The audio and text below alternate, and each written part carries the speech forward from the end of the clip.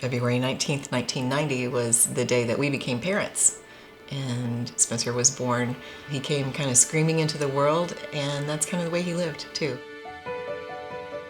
Spencer was a wonderful child. I can remember coming home from work and he'd be waiting for me at the door. Daddy's home.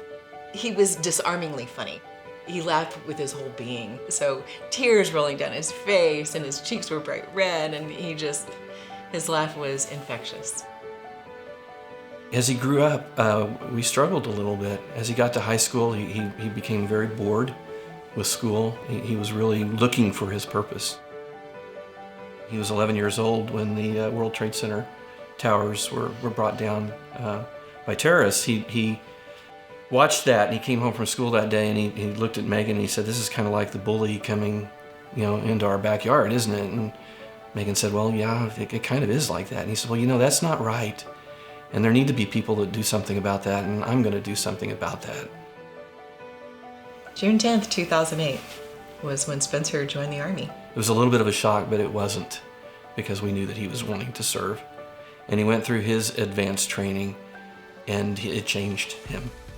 The struggles that he had in high school, the trying to find his purpose, he found his purpose. He started, his training was to be a mechanic, but our son was really interested in being a part of the flight crew. And very quickly, he moved from being a mechanic to being a part of the flight crew. And he was serving as a door gunner on the Chinook helicopter, and he was really excellent at it, and he loved it. In May of 2011, they sent the unit to Afghanistan. They were immediately flying some special operations missions. They would often go after high-value targets. We begin tonight with the worst single blow to U.S. forces since the war in Afghanistan began nearly 10 years ago. A helicopter crash has killed 30 Americans, and early indications are the Taliban is to blame. August 6, 2011 was a Saturday.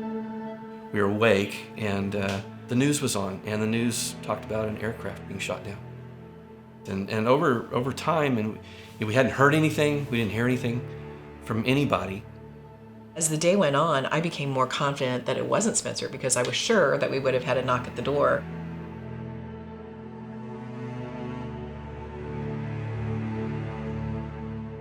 By 5 o'clock, the doorbell rang. And I went to the door, and I looked out the peephole, and there were the two uniformed officers from the Army standing outside the door. And I said, "Megan." She collapsed. And the two military men said, "Are you the parents of Spencer Colson Duncan?" And I said, "Yes, we are." And he said, "Well, the Secretary of Defense regrets to inform you that your son has been killed."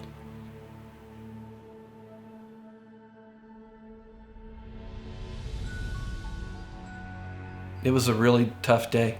I had no idea of continuing on. I mean, at that point, it was just kind of numb, and I didn't care about anything. I didn't care about work. I didn't care about what was on the TV. I didn't care about, what I was reading that day.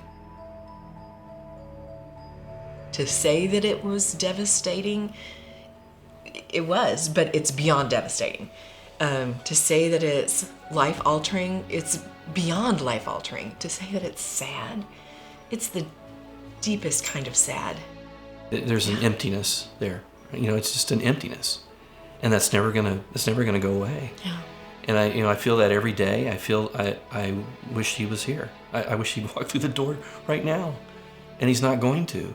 I know that he's not going to, and so we've had to just continue on this journey as best we can, with the support of loving people around us, but as best we can with a feeling of emptiness. I miss him. But his sacrifice gives me immense pride.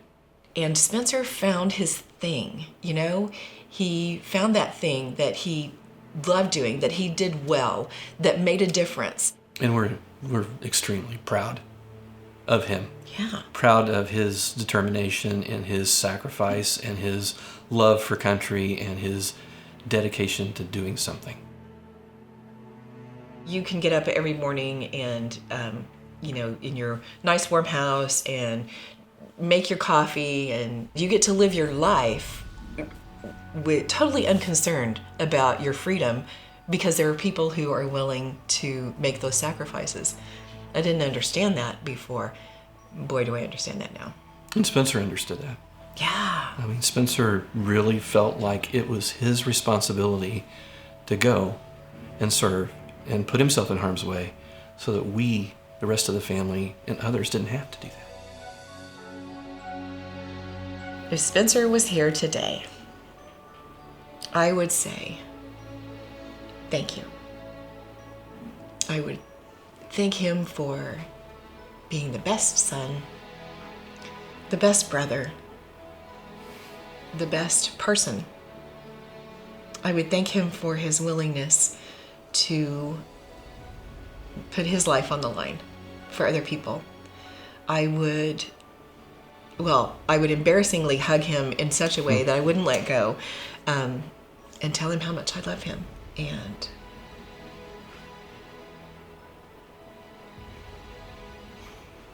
I wouldn't let him go.